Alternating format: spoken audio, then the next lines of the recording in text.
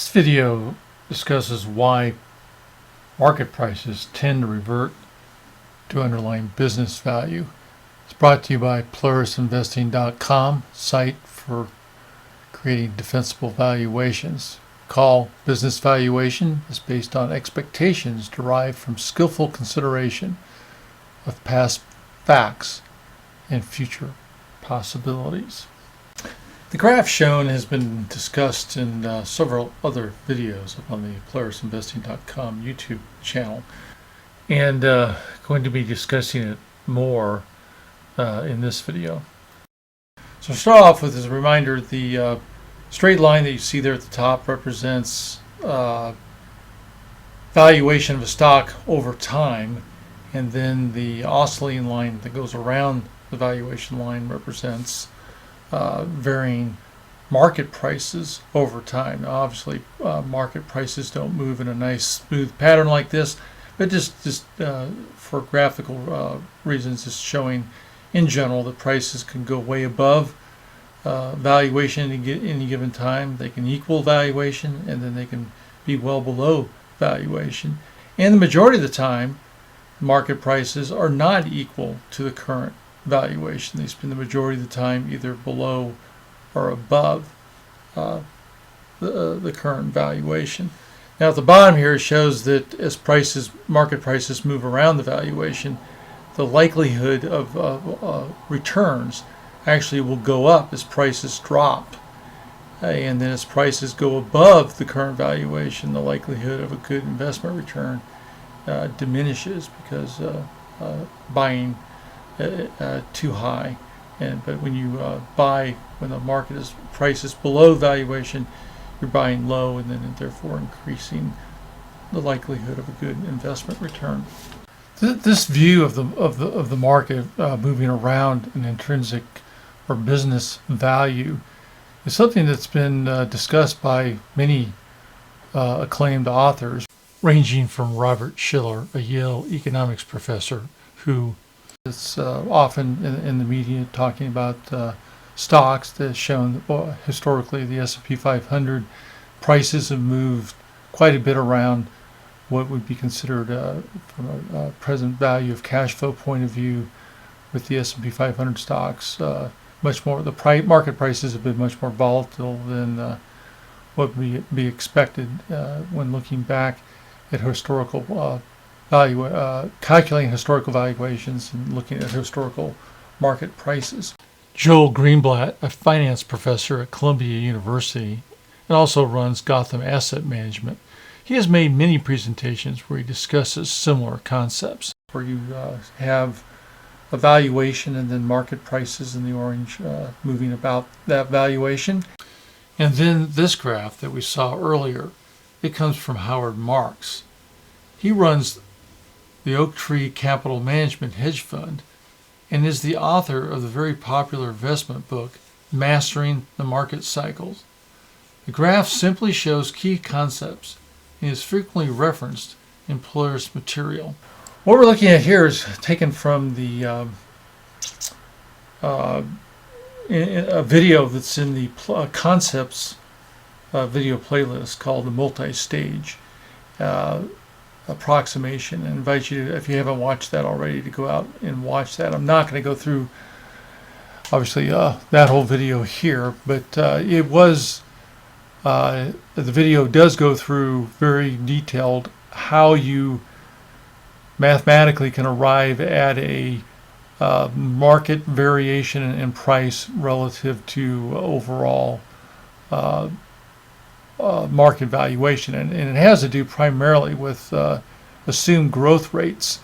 And if the market can stay level-headed and account for all likely future growth rates over the years, ranging from 1 year out all the way out, in this example 20 years out, you would end up with a valuation that changes gradually and in a very methodical way over time. But if the market gets myopic at any year and assumes that a growth rate for a certain earnings growth rate for a certain year will go on forever, thinking that presentism or just over focusing on what's going on currently in the marketplace, then you get these wild spikes in the marketplace, which is somewhat what you actually see in the marketplace. So this was a detailed derivation of how the market is driven to extremes and how it relates to an overall valuation. Well, turning back here to the more general view that Howard Marks uses in his presentations, I want to discuss two main things. One is, what is the main cause for why market prices tend to often deviate from valuation? And then secondly, and really the main focus of this presentation, is what causes market prices to eventually revert back to the valuation. It may not revert back for long. In fact, most often it rarely stays equal to the valuation. But what drives this pull that as markets prices are driven extremely high, extremely low, what is the pull that pulls it back to valuation? First off, why do market prices deviate from valuation? It boils down to people routinely acting irrational, or as Warren Buffett bluntly has said, doing dumb things.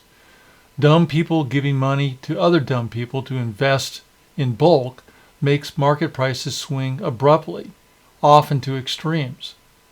The pervasiveness of irrationality means there will always be opportunities for patient investors. Irrationality is a result of innate human judgment biases in making decisions, particularly when uncertainty is involved. Human judgment biases are discussed in detail in the video on investor inertia in the video blogs playlist on the Polaris YouTube channel. Some of the human biases or bugs that come into play when investing include anchoring, presentism, hindsight bias, availability bias, confirmation bias, representative bias, many others. Another one, overconfidence, particularly in regards to one's own risk tolerance. Well, what I do here is play a video, a black and white video that comes from 1955, a class that Benjamin Graham is actually teaching. And these kinds of issues were brought up during his class. And it'd be interesting to see that this thing around human psychology has been a phenomenon that's been known about and discussed for the last 60 plus years at least. So let's take a quick look at that video. The seminar at the Graduate School of Business at Columbia University. After all, it's older than the stock exchange.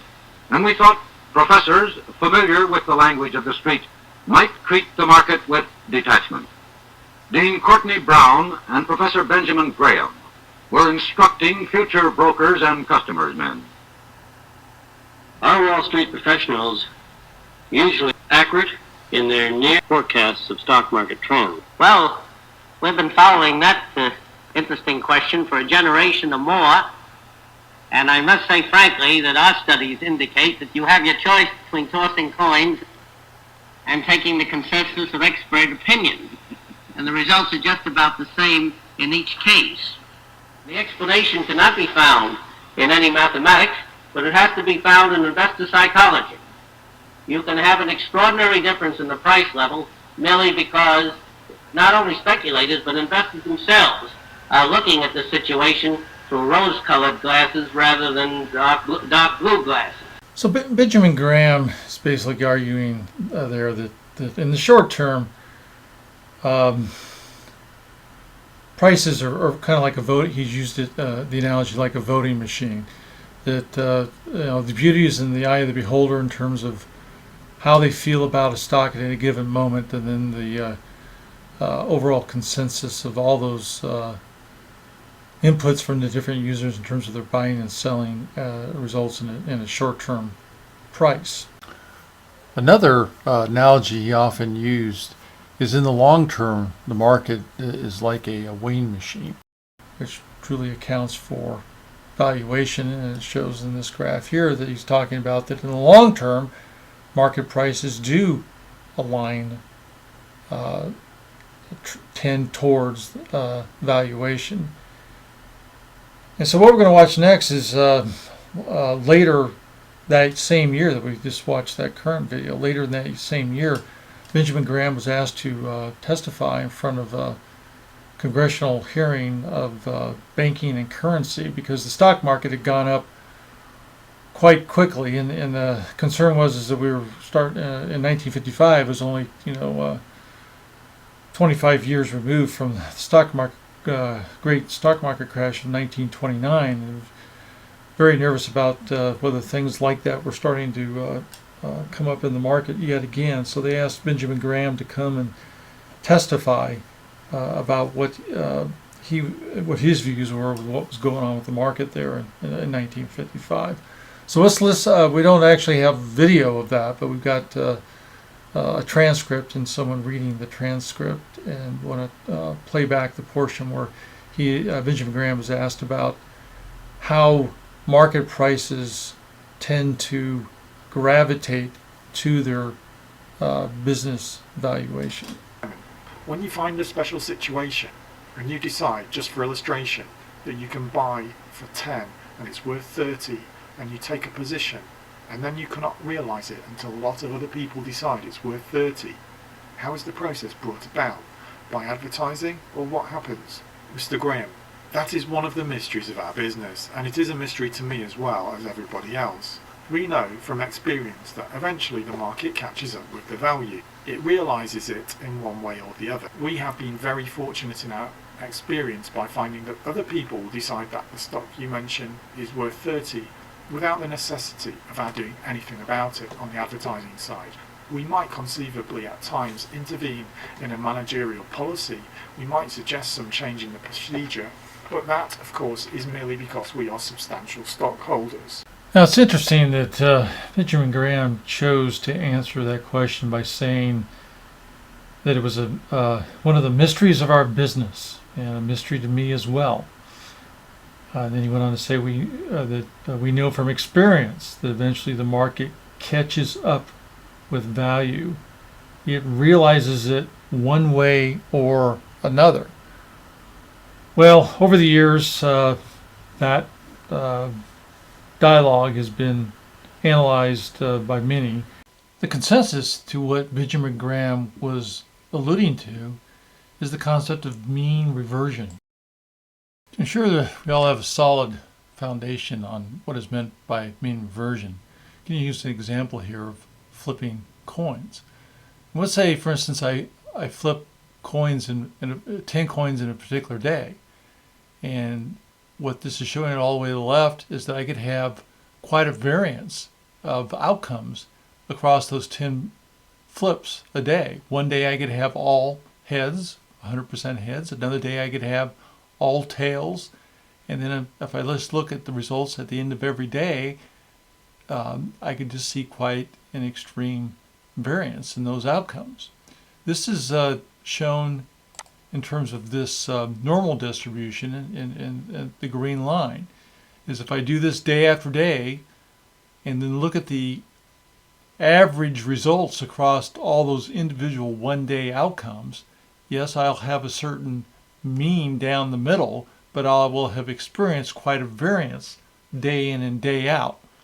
Whereas if I group 7-day outcomes at a time, yeah, any given day it's a variance, but second day, third day, and then by the 7th day I've had 70 different attempts. And now when I do that week after week after week, I see a distribution more along the orange line. Yes, there's still a mean in the middle. It's the same as when I looked at my outcomes day by day, but the dispersion of those outcomes are now much less. Now, if I measure my outcomes on a monthly basis, every day I'm doing 10 flips, but I gather the results or average the results across the entire month of outcomes, which would be 300 attempts, then I have the same mean in the group, but much less dispersion of means across months. Related to investing, mean reversion is really about the convergence to an expected average return over many attempts, where attempts can either be over time, many days, months, years, or it could be diversification across many stocks.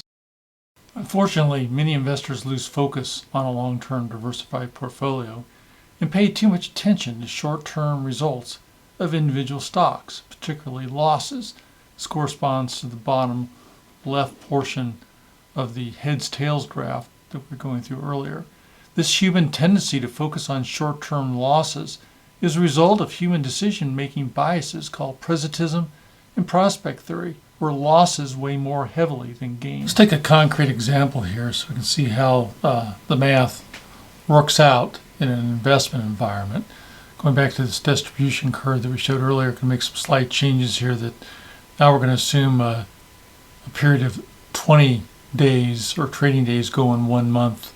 And we're just going to go with another group of 10 days and call that a bi-weekly group. And then we'll have 5 trading days in 1 week. What we want to demonstrate here is why more outcomes grouped together and fewer groups narrows the dispersion. Here's the actual math.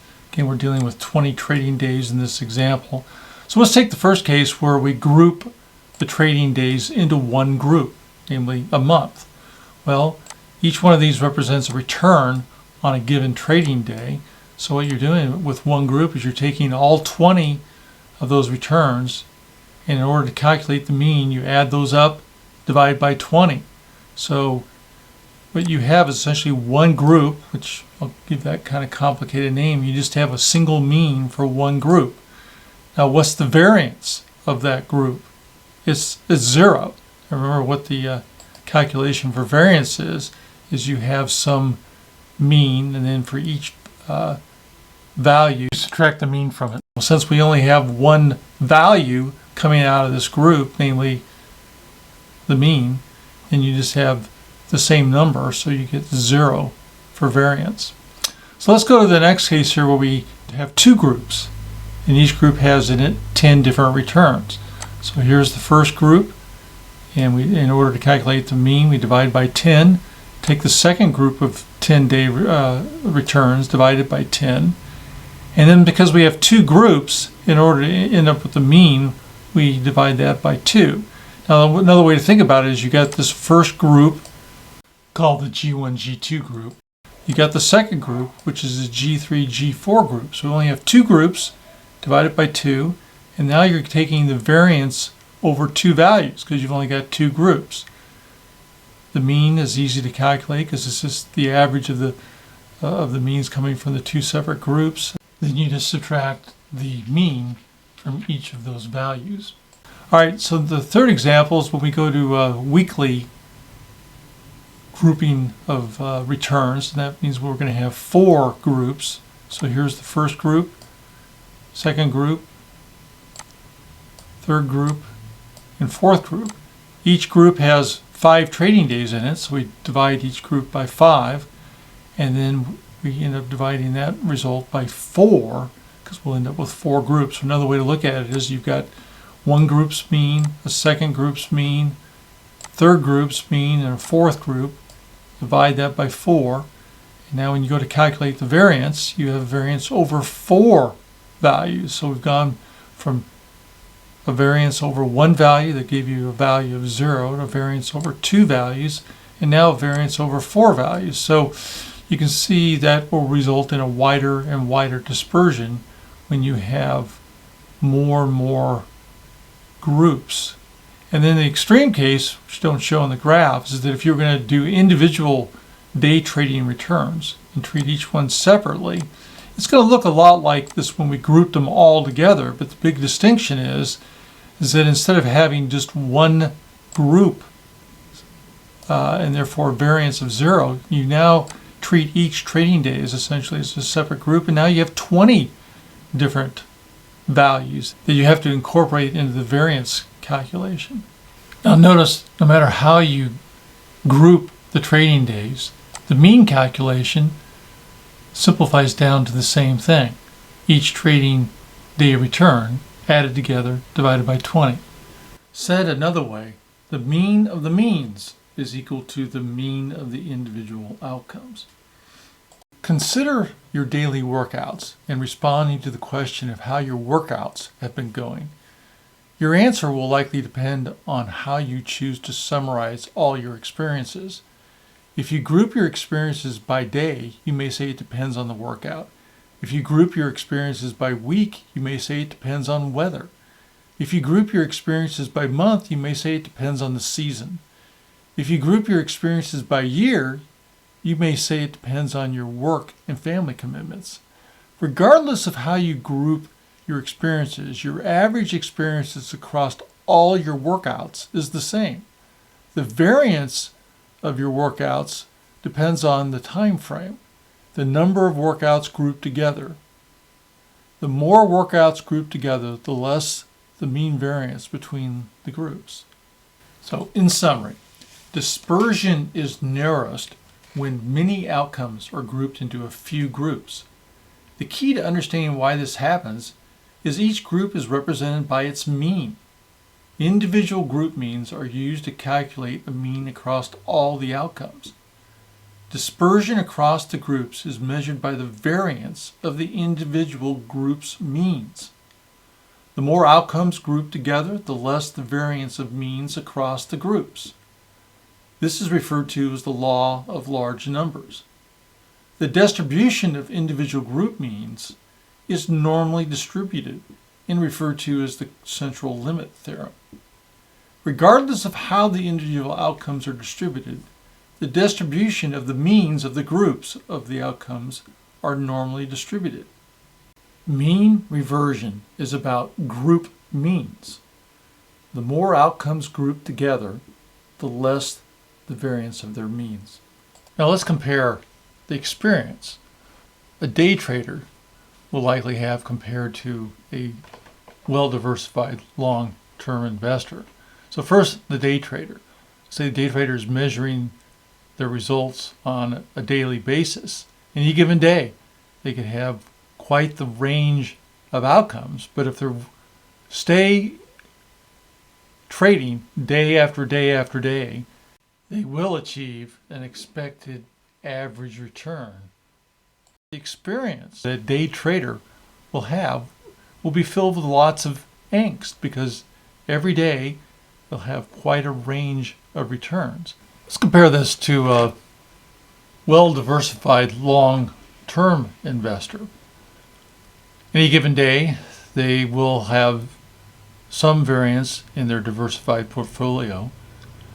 But if they're only looking at their outcomes on, let's say, a monthly basis, then they have both diversification and time adding up to a lot of attempts in the market that will result in a relatively narrow range of average outcomes on a monthly basis. Diversified long-term investor has much less angst and more likely to stay in the market long term. Both will have the same mean return, assuming they buy and sell similar stocks. But day traders tend to not only trade frequently, but also take risky concentrated bets that add to the dispersion, which increases the expected mean return. What often happens to day traders is they become insolvent over an enormous loss in a single day. So in summary, mean reversion as it relates to the stock market really comes down to predictability. In the long term, the average outcome over the period is more predictable than it is in the short term. Typically, a long-term investor will experience an average return equal to the expected mean over a 5-year period. Well, what we want to talk about next is why do outcomes average out to the mean? What are the drivers that cause market participants to reevaluate their assessment of companies?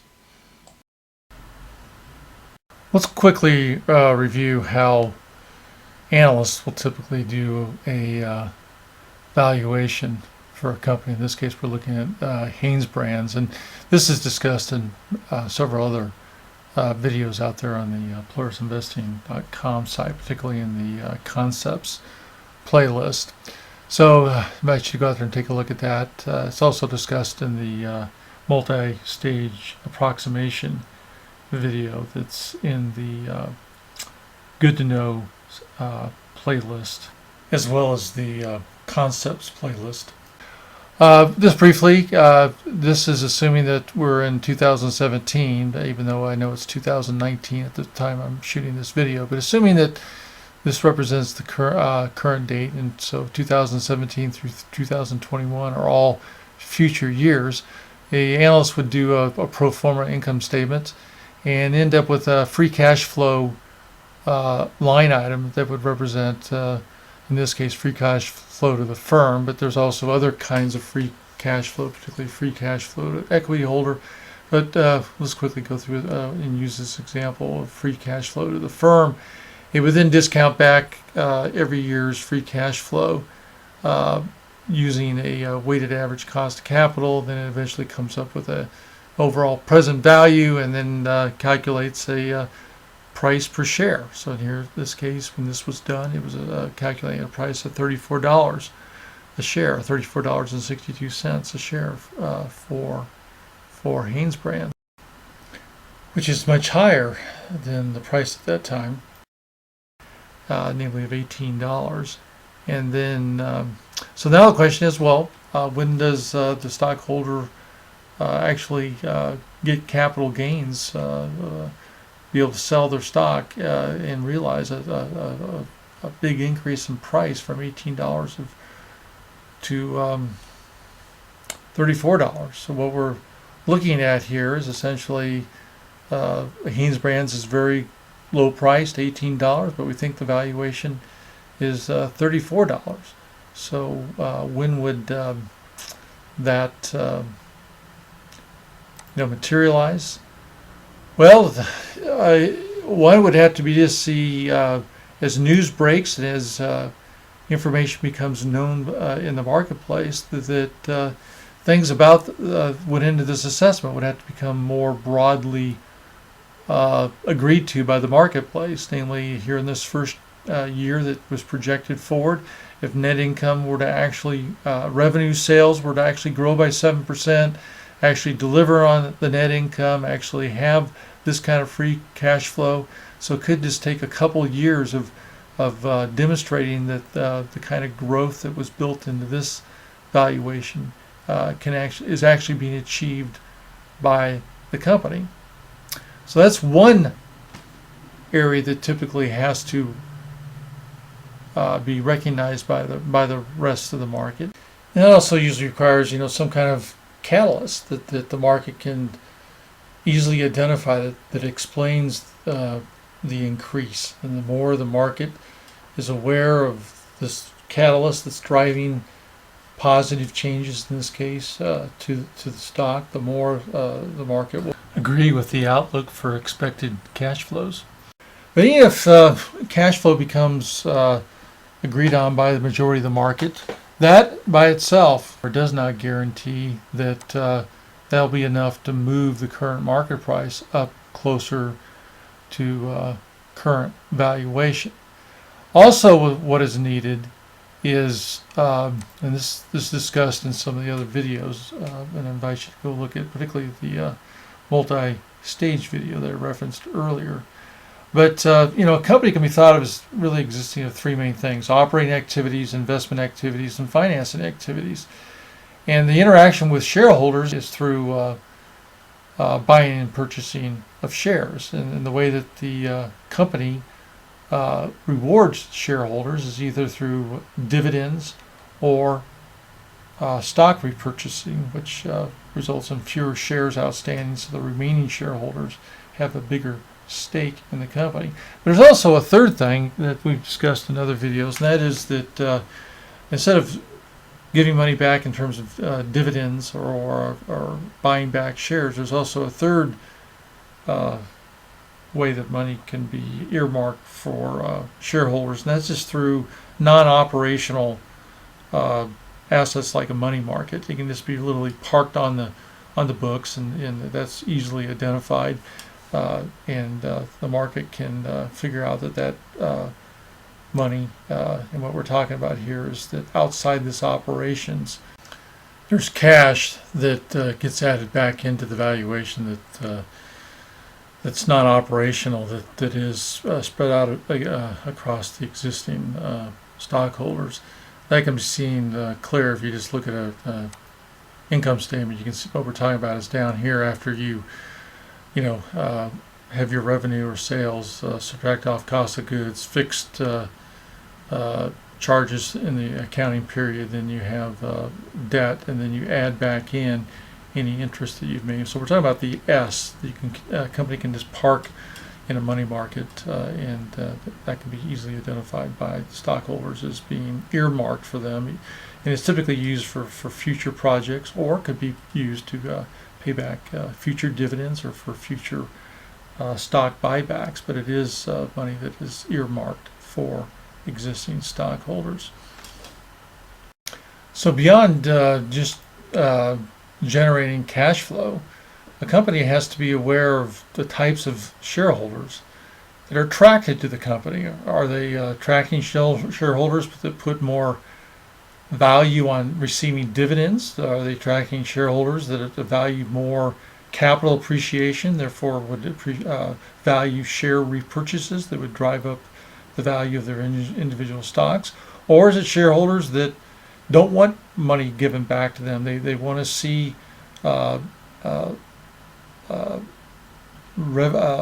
cash flow that's generated by the company to be used in prudent ways, and therefore they're fine with it being parked on in money markets temporarily while new opportunities are being looked into, and then waiting for good opportunities and not just frivolously spending the money on wasteful projects. So the second big ingredient is not only the cash flow, but have to be aware of what kind of shareholders are most likely to be attracted to the stock. So some examples of that is, one is Kinder Morgan is a company that as an oil and gas company that paid very high dividends, yet its underlying cash flow clearly could not sustain those dividends. But the shareholders at the time were so focused on the high dividend yield rate that they were willing to somewhat ignore that underlying cash flows made those dividends unsustainable,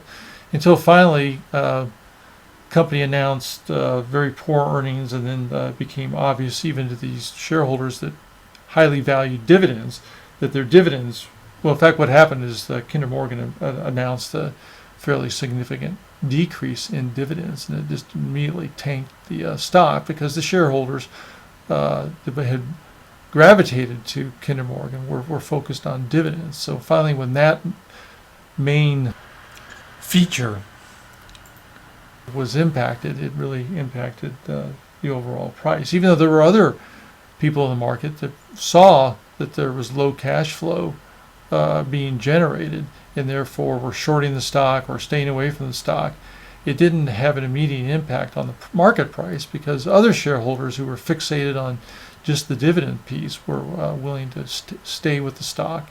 But it wasn't until the dividend was cut that the market price dropped. Another example is Berkshire. It carries very high cash reserves, so it never has paid dividends. It typically doesn't. Berkshire Hathaway doesn't do a lot of stock repurchasing, and Warren Buffett is often quoted in the paper about being on a safari hunt, because he's got his elephant gun loaded and he's got lots of cash to invest. He's just looking for the right opportunity. So over time, those kinds of shareholders that are okay with not receiving anything back, but also want to make sure that the company is spending the money wisely, will be attracted to the stock and drive the stock up for that reason. If Warren was to start to make poor decisions, in fact, many have questioned the Kraft Heinz involvement that Berkshire Hathaway got into recently, and how that has not worked out at all. So if Warren Buffett and Berkshire Hathaway were to get into those kinds of business deals routinely, there would be a major upheaval in the shareholders leaving the company, and the stock would likely plummet. Another example involves IBM, and for the last several years, IBM has been buying back lots of shares, and has attracted shareholders that put value on capital appreciation. But recently, in fact, Warren Buffett about 2 years ago was a heavy investor in IBM, but decided for this reason to get out, is that there wasn't top-line revenue growth. And even though there was, because of share buyback, there was continued earnings growth, it's just investors like Warren Buffett through Berkshire Hathaway and other investors have gotten impatient with lack of top-line revenue growth, and have left the company and caused the stock to, at best, just stay flat and actually decrease somewhat over the last couple of years. Dividends, share repurchases, and temporarily parked cash are types of corporate actions that are used to attract a certain kind of shareholder base.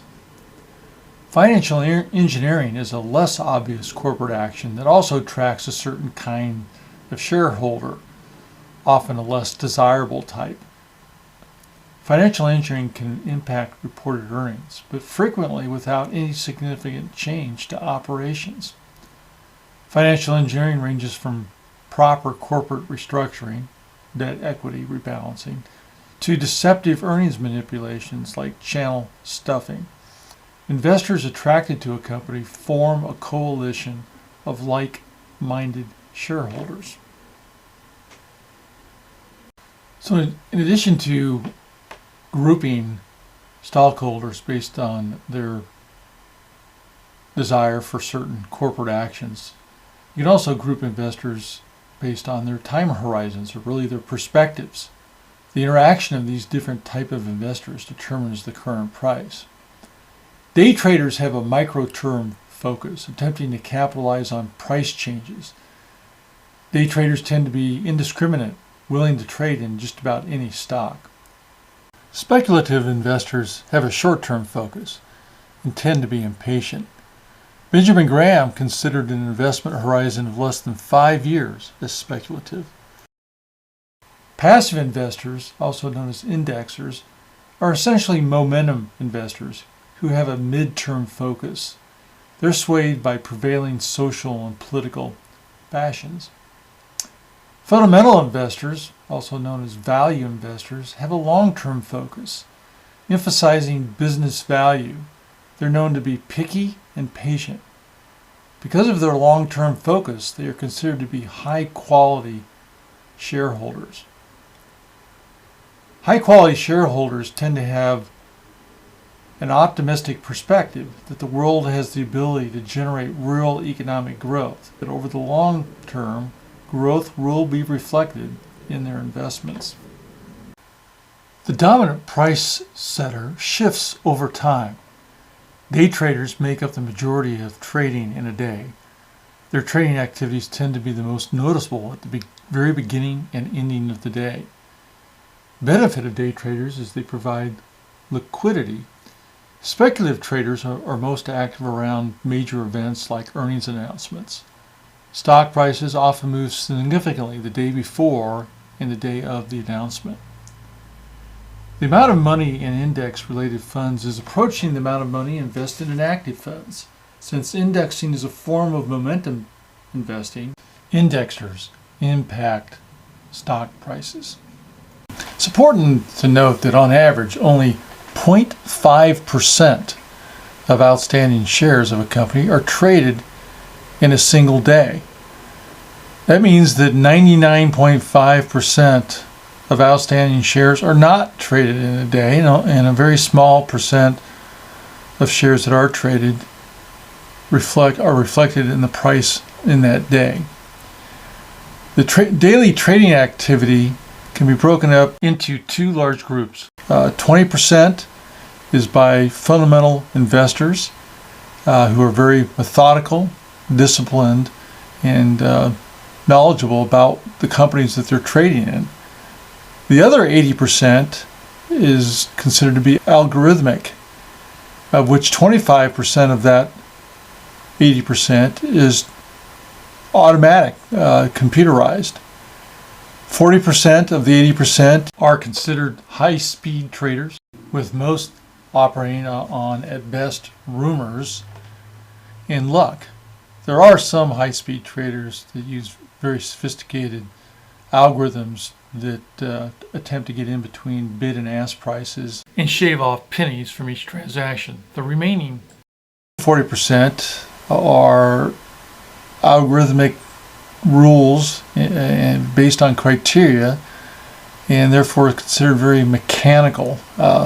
Large mutual funds come to mind where they're constrained and must conform to certain investment rules. Another example of this is index. When a new company is brought into an index, the mutual funds that follow the index must conform and buy that company's stock. To get a feel for the kind of core shareholders of a company, you can use the Polaris website, scroll down here and look at the company information, and pay attention to this average daily volume over the last 10 days. And here for Microsoft, it's around 24 million shares. And then you look at the outstanding shares. This shows the future shares, but because we're assuming a very small change year over year from the current shares to the future shares, we'll go ahead and just use this future share number as a rough approximation of the current shares. Well, anyway, you take 23 million divided by right around 7.5 billion shares, and for Microsoft you come up with a number that's less than 0.3%. Like I said earlier, most stocks, their average daily trade volume is less than 0.5%. So Microsoft reflects a company that likely you can think of as having a core group of shareholders that are long-term investors. So there's not a lot of turnover with the stock. Explore this idea of shareholder turnover, reflecting the kind of core or base shareholders that a company has. I'm going to run a query that shows the kind of companies that have a share turnover of 0.1 to 0.5%. And you can see a lot of these companies are well-known companies, and this column here is showing what their turnover is. So for instance, Arch Daniels has a turnover of 0.4%, but quite a few companies have very low turnover in this range. Now if we compare that to this query here that's going to look at companies that have share turnover rates greater than 5%, and just get an idea of what kind of the other extreme, what kind of companies do you find? Well, one is like Tesla. Another example is Bed Bath & Beyond. Here in late 2020, each one of these companies have events around them that is creating a lot of uncertainty, and therefore you see unwillingness of current shareholders to be highly convicted. Now there's another way of looking at this. It says that the higher turnover provides more liquidity, but when the turnover rate gets this high, there's likely more going on than a healthy exchange of stocks between buyers and sellers. You should question the ongoing conviction of the core shareholders.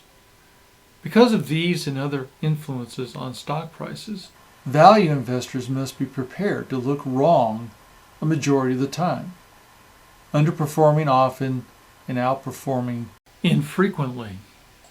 Stock prices, as shown in the graph on the left, do not go up continuously.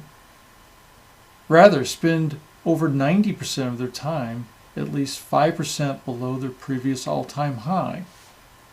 This is clearly shown in this graphic here of the Dow Jones Industrial Average over the last 70 years. The gray area represents the time in which the index was trading at least 5% below its previous all-time high. The fee value investors must endure is price volatility from other types of investors temporarily dominating price setting.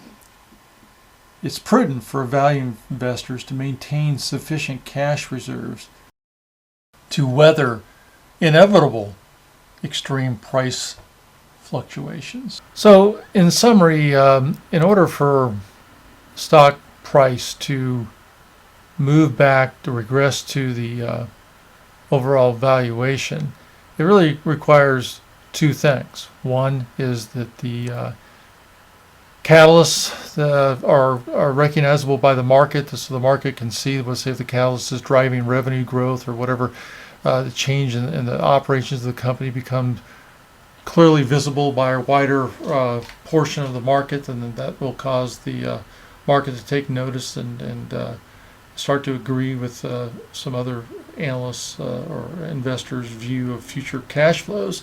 But the second piece is also just as important, and that is the company rewarding shareholders in a way that optimizes the price of the stock? Can it attract the right kind of shareholders that are willing to see significant value not only in their operations but also in the way that the company is choosing to reward the shareholders, either through dividends, stock repurchases, or money market parking of cash and waiting for better opportunities into the future. So the combination of those two things play out and result in the stock eventually over time, as long as the cash flow and the present value and all that go into the valuation is done properly, the market will eventually, through catalysts, acknowledge the same kind of cash flows, and then if they're rewarding shareholders in a legitimate or in an appropriate way, enough shareholders will be attracted to the stock to eventually move towards the valuation. So really, it has to do with the distribution has to align with investor expectations, and the alignment is really management's way of signaling, either through dividends, stock repurchases, or parking money in money market funds. But those are signals to the marketplace, and it signals to investors. And if it satisfies the needs of enough investors, they'll buy the stock price will eventually go up. Now let's say that extreme case where company maybe is driving good cash flows. It is aligning its way it's distributing back to shareholders, and is signaling, but yet still for some reason the market is just not enough market participants are willing to buy the stock. Well, in extreme cases, companies can be taken private, and when they're taken private, then it's essentially forced alignment, because the company that, or the consortium or whatever that gets together to buy up all the public shares and take the company private, they are doing that to essentially unlock value. To now, once they have control of the company, they can decide exactly how they want this cash flow that they saw being generated, just not being rewarded in the marketplace, to be distributed back to themselves. Either they take the cash and just cash out, or they get the company to pay them dividends or cash proceeds over the years. They sell off the business. They do whatever they want to do once they've taken it private to again unlock the value that the market is not recognizing. This is sometimes referred to as public to private arbitrage, and that ability to take a company private like that is like owning a put option, where the strike price is where the company will be bought up and taken private. And so, in fact, thinking about Berkshire, Warren Buffett has actually come back and said that he would, at a certain price to book ratio, he would buy back stock. Well, having clearly stated what that ratio is, that's kind of like an investor owning a put on the stock. Investors know that it's not going to be allowed to drop below a certain price. Well, same thing with other companies. That if you're confident in your valuation, you should also know that there's going to be a price of which the company cannot drop below, because it'll just be taken private at that point. Or acquired. Note that most companies cease to exist by being acquired. In fact, it's predicted that over the next 25 years, only a third of today's corporations will exist in an economically significant way. Capitalism is truly about creative destruction. All right, so this has been a discussion on why market prices tend to gravitate back to intrinsic value, but knowing that at any given time they, because of short-term psychology and just the lack of clear signaling by management, price can vary substantially from valuation. But through proper signaling, proper alignment of distribution back to appropriate shareholders to attract enough shareholders, and also through catalysts that really drive home the cash flow that's being generated by the company, the market price will align with valuation. All right, thanks for watching.